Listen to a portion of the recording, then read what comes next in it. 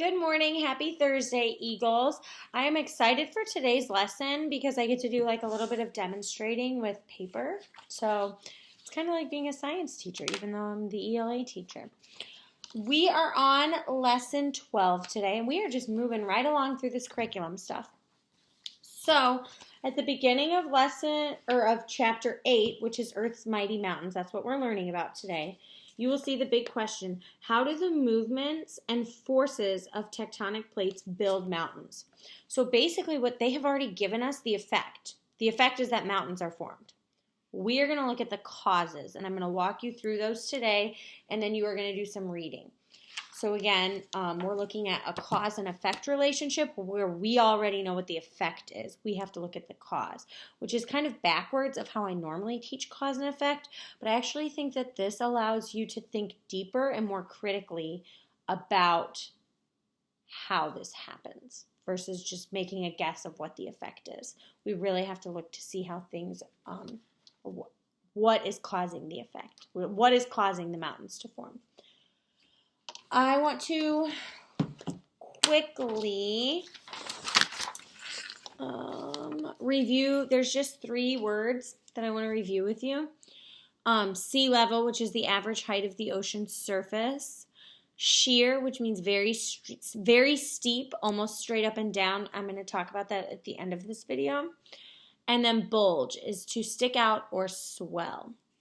So you're going to read today about 3 types of mountains: fold mountains, fault block mountains, and dome mountains.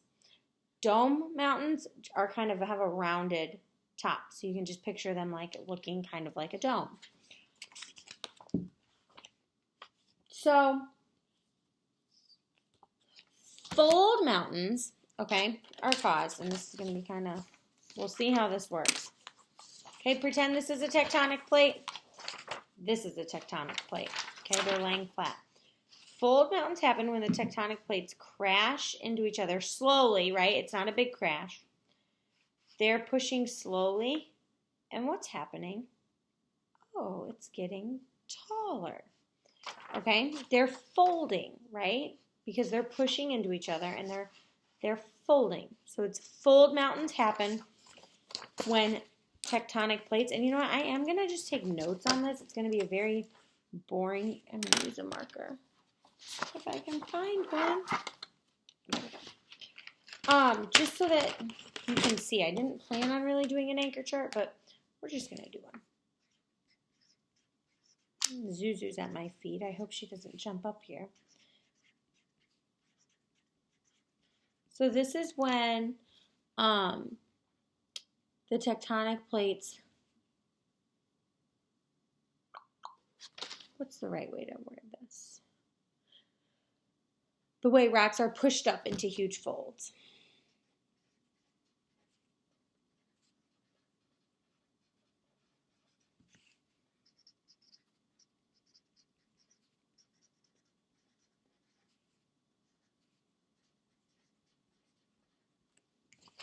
Okay? So you have like 2 tectonic plates right here.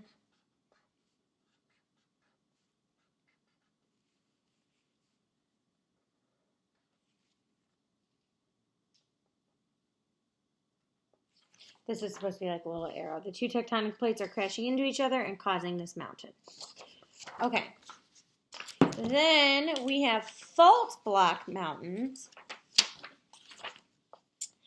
And these form when gigantic blocks of rock move up and down. So this diagram is actually showing you, right? They're moving up and down. And as they're moving down, eventually this kind of just slides over and fills in, which raises it up. Okay? So I'm going to write fault block.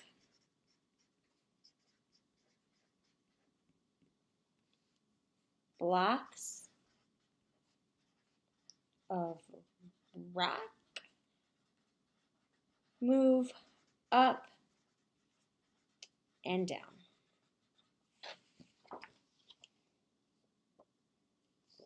Then we have dome mountains, and dome mountains are quite different. They look like great humps of rock with rounded tops, and then They usually occur as like an isolated mountain on a flat plain. So it's all flat and then you have just like a little dome mountain. And they form when magma pushes upward into the crust from the mantle. So dome.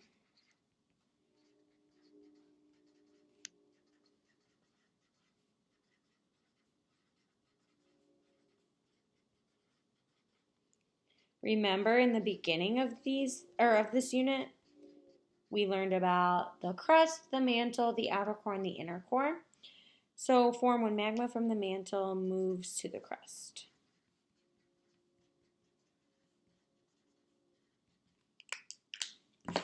So here's your anchor chart. It's not as fancy as my normal anchor charts, but this will have to do. If you want to pause so that you can look at this while you're working on your exit ticket, I'm okay with that.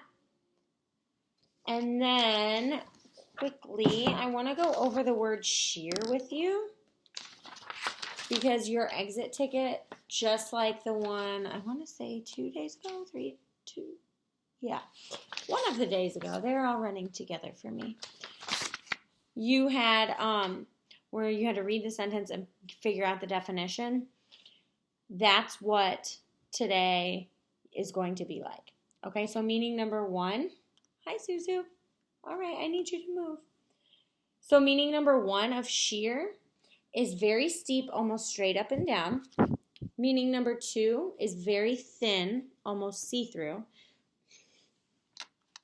Hi.